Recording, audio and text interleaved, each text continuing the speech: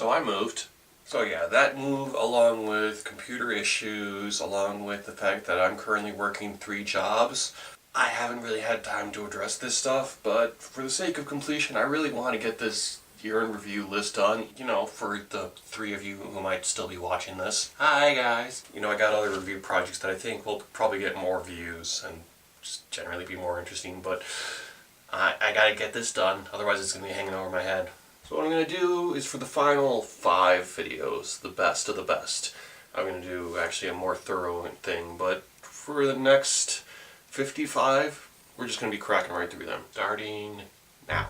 The Overnight. Kind of just a dorky little sex comedy. The thing's only like an hour and 15 minutes, but it's got a good cast. Adam Scott, Jason Schwartzman, they're fun pair of leads. It's just got some really funny, awkward moments. It's nice, and it's better than it really needed to be. Back in Time. It's a documentary about the fan base of Back to the Future, which, it's not really going to tell you anything you don't already know if you're a Back to the Future fan.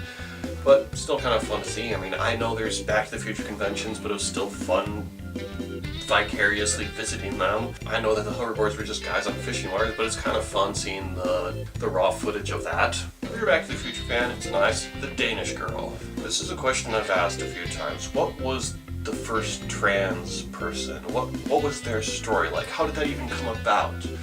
This movie gives you some of the answers. Honestly, I kind of would have liked a little more of the scientific aspects of it, the doctor's perspective, like how he came up with the idea to even do this. You don't really see much of that, but you do get this person's story, and this woman, Lily, you see her story, and it's really kind of a beautiful story. It's a really fascinating story. It's not a perfect movie by any means, like you're going to get with a lot of true story things. I think they try to cram a lot into a fairly short period of time. I feel like this story deserves a longer explanation, but I don't really know how you could do that in a movie, or even in a miniseries for that matter, maybe a book, but as a movie, it's about as good as it could be. Cinderella. Anyway, pretty good. I don't know. I think overall I like the animated one a little better. It's just, the animated one had a little more beauty to it, and I like the mice. The mice are barely in this one. You get a little more of Cinderella's backstory, and a little more with even the stepmother's backstory, and that's kind of interesting. They don't go far enough with it. Kenneth Branagh was a good director choice, I think. The dude's done all this Shakespeare stuff, so clearly he knows how to film grand, beautiful things. But even then, the space feels a lot smaller than it did in the animated movie, which is strange. For what it is, though, it's a fine enough movie. I don't know if it's something I'm really going to watch again, but I was happy to see it once. The Age of Adaline. This was actually a better movie than I really thought it would be. It's the love story of an immortal woman. It was pretty good. Blake Lively did a really good job in it. Not a really good job, but she did a good job. She really kind of has the mannerisms of someone from that time, kind of a person lost in time. And I liked Harrison Ford in this. As soon as he showed up in this movie, and the character he plays, it's interesting. I don't want to get too much into that because it falls into spoilers, but it's pretty interesting. I think it's a pretty good date movie. If your girlfriend wants to watch a romance movie, this is one you can put on that's actually pretty tolerable. There's one tolerable. I kind of liked it. If your choices are between this and any of the shit Nicholas Sparks is putting out, this. Cooties! Zombie children. That's pretty much all you need to know about this movie. There's really not a whole lot to it, not a lot of character development, not a lot of story. The movie doesn't even really have a solid conclusion, it just kind of stops. But I will say, as someone who, one of my jobs now is working with kids, it kind of feels like this sometimes. It's a simple little movie, don't go in expecting a whole lot, and it's charming for what it is. Terminator Genisys. This was a movie that while I was watching it, I just had a fucking blast with it. But after I left the theater and I really started thinking about it, the movie kind of started to fall apart, and it has issues. It's really trying to build up a new trilogy, and I think it's pretty clear now that's not going to happen, so it does leave a lot of stuff lacking. But as a roller coaster movie, it's alright. It's nowhere near on par with the first 2 Terminators. I'd say it's a little better than Salvation, maybe, and not quite as good as Terminator 3. Take that for what you will. Personally, all the Terminator movies, yes, even Salvation, I was able to find some enjoyment in.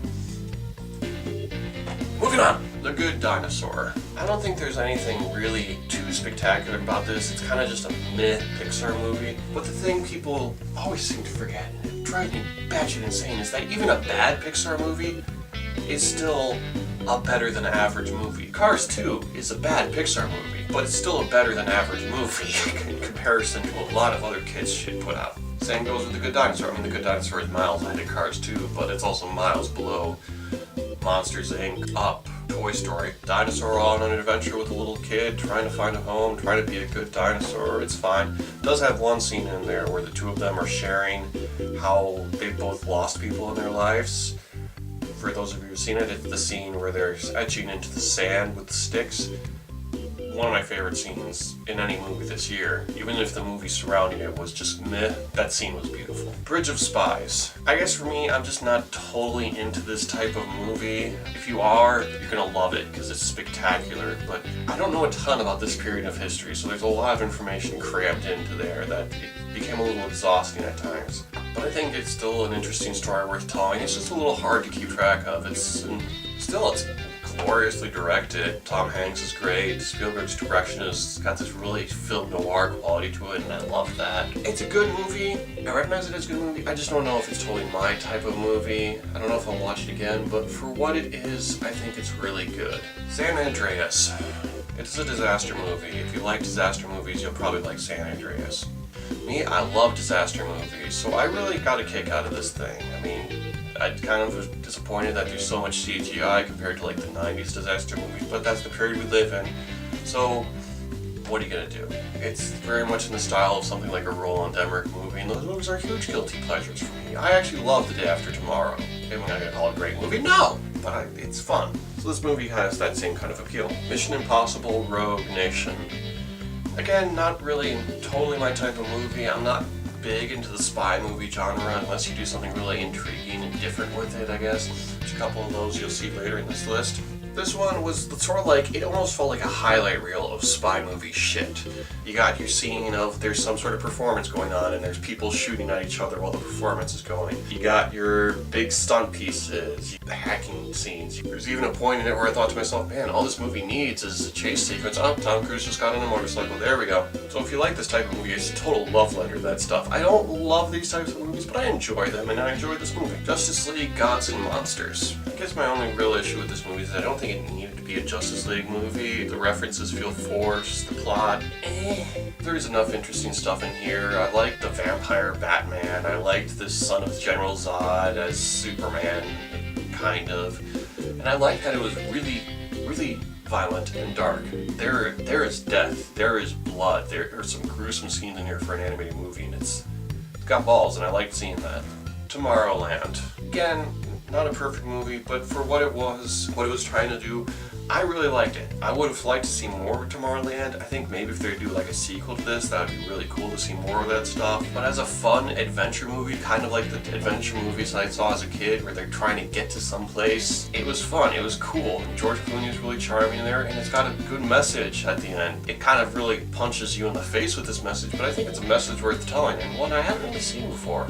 At least not presented like this. The Final Girls. As an homage to the slasher genre, I wish this movie had felt more like a slasher movie. The director's clearly got a lot of style and flair, and he really wants to show it off, but it doesn't fit the theme of this. So that's my biggest issue with this movie, is the poor choice of director. Even though it looks good, it doesn't look like what it's supposed to look like. Beyond that though, as a fan of these 80s slasher movies, man, god damn, this movie was fun.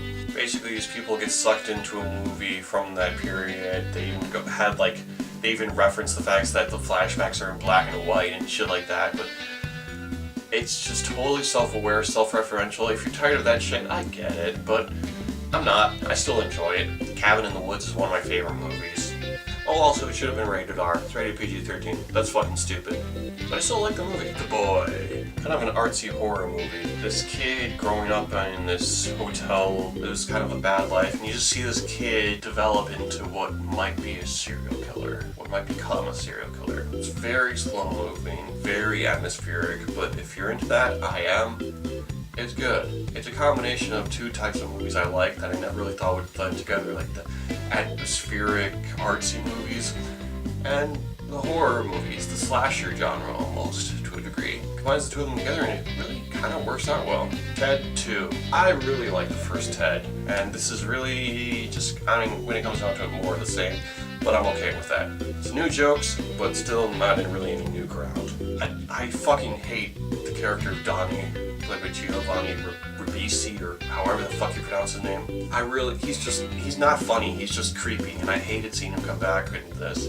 That's really my only major gripe with this movie. Other than that though, it's fun, and there's a lot of moments in it that just crack me the hell up.